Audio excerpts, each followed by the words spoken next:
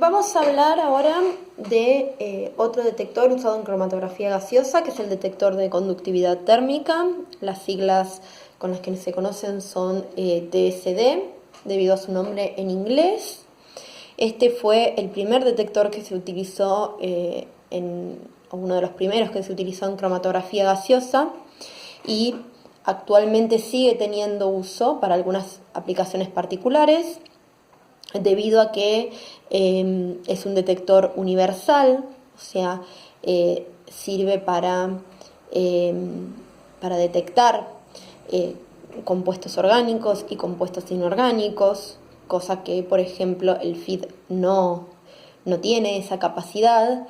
Es un detector no destructivo, lo que me permite de alguna manera extraer el analito separado si es necesario para alguna otra aplicación. Entonces, en función a esas ventajas, hoy se sigue utilizando en algunas aplicaciones particulares, básicamente para la determinación de gases, gases de combustión. Se utiliza este detector. Bien, entonces veamos cuál es el principio de funcionamiento. Este detector lo que detecta es la diferencia que hay entre la conductividad térmica del gas carrier con la conductividad térmica del gas que eluye de la columna. Entonces, ¿qué es lo que hace variar? ¿Qué es lo que hace que el gas eluido pueda llegar a tener una conductividad diferente al gas carrier? La presencia de moléculas distintas al gas carrier. Para este tipo de detectores, siempre como gas carrier se tiene que utilizar hidrógeno o helio. ¿Por qué esto? Al ser moléculas o átomos, en el caso del helio, muy pequeñitas, la conductividad térmica de estos dos gases es muy alta, mucho más alta que la de las moléculas orgánicas. Entonces, cuando con el gas eluyen otras moléculas, ahí se puede llegar a detectar la diferencia en la conductividad térmica de ese gas, que va a ser menor en presencia de moléculas orgánicas. Entonces, ¿qué es lo que me permite monitorear la conductividad térmica de un gas?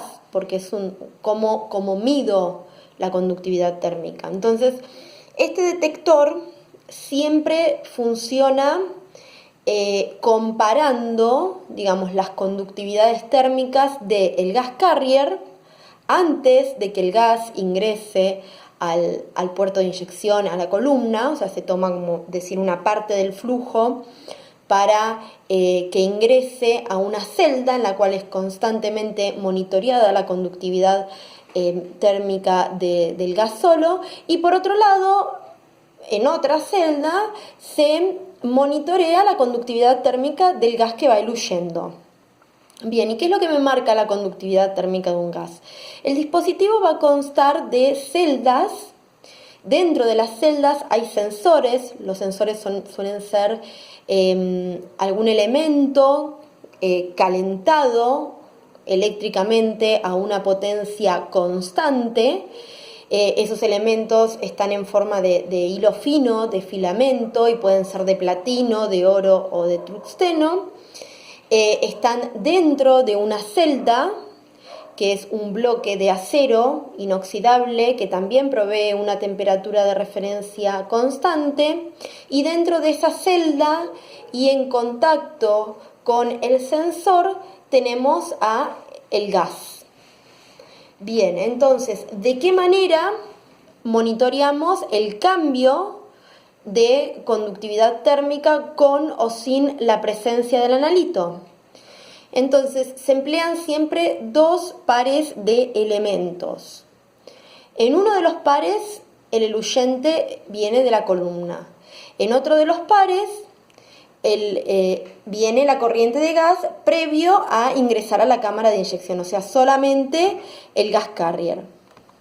Bien, y estos dos pares de sensores se disponen de tal manera de formar un puente de Winston. Entonces, tenemos una corriente continua que circula y la medición del voltaje. Entonces, mientras el gas que circule sea el gas carrier a un flujo constante, entonces la temperatura de los filamentos va a ser constante y la resistencia de los mismos también. ¿Qué pasa cuando se introduce en la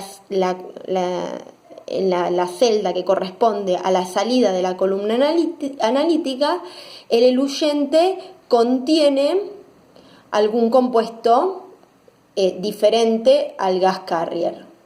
Entonces ahí va a variar la conductividad térmica que tenga el gas y va a variar por consecuencia la temperatura del filamento.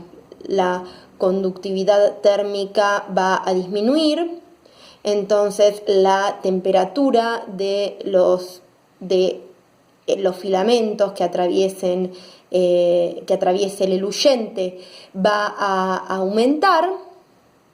Entonces ahí va a haber un cambio en las resistencias. Al haber un cambio en las resistencias, como la corriente es continua y fija, entonces lo que va a variar es la diferencia de potencial, el voltaje entre C y D.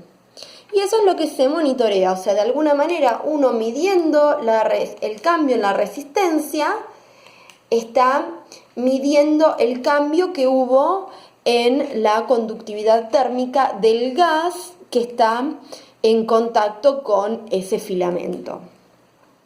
Bien, entonces ese es el principio de funcionamiento que tiene el detector. Entre sus ventajas se encuentran que es sencillo, que tiene un amplio intervalo dinámico lineal de trabajo, una respuesta a especies orgánicas e inorgánicas y que es no destructivo. Como desventaja es un detector que no tiene una buena sensibilidad, su sensibilidad es bastante baja frente a otros que son mucho más sensibles y actualmente utilizados. Entonces, al ser, digamos, poco sensible, a veces no es posible usarlo con columnas capilares, donde el flujo que ingresa es bajo. Más que nada se utiliza con columnas empacadas. Bien, otro detector es el detector de capturas de electrones, SD, también son las siglas en inglés. En este caso estamos hablando de un detector específico, muy selectivo. ¿Cómo funciona este detector?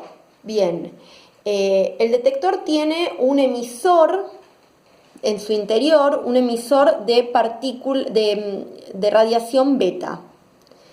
Entonces, ese emisor normalmente es el níquel 63, es una fuente radiactiva que está, depositado sobre una lámina que suele ser de platino. Entonces, el níquel 63 va a ser el causante de la ionización del nitrógeno. El nitrógeno va a ser el gas carrier que utilicemos cuando usemos SD. Y también va a ser el gas make-up. ¿Se acuerdan que el gas make-up era aquel que ingresaba al sistema de tal manera de generar flujos que optimicen el funcionamiento de los detectores? Bien, entonces en este proceso en el cual el nitrógeno se ioniza, se generan electrones. Y esos electrones son colectados en un cátodo, ¿sí? Se mide una corriente una corriente generada, digamos, por esos electrones. ¿Qué ocurre cuando viene desde la columna un eluyente que contiene compuestos orgánicos electrófilos, o sea, compuestos que tengan en su estructura átomos o grupos muy electronegativos? Bueno, en ese caso, los electrones se van con los compuestos electronegativos, con los electrófilos. Estos quedan con carga negativa, pero su movilidad es mucho menor a la movilidad que puede tener un electrón libre. Entonces, si bien también van a migrar hacia el cátodo, lo van a hacer en un tiempo mayor. Entonces, lo que va a ocurrir en presencia de estos compuestos es que la conductividad eléctrica, la corriente eléctrica va a disminuir. Bien, entonces ese es el principio de funcionamiento. Es un detector que es muy utilizado en el caso de, por ejemplo, para el análisis de pesticidas, bueno, de los que figuran acá, los PCB, que son los bifenilos policlorados, son compuestos que se usaban como refrigerantes en aceites y que ahora están prohibidos porque son cancerígenos.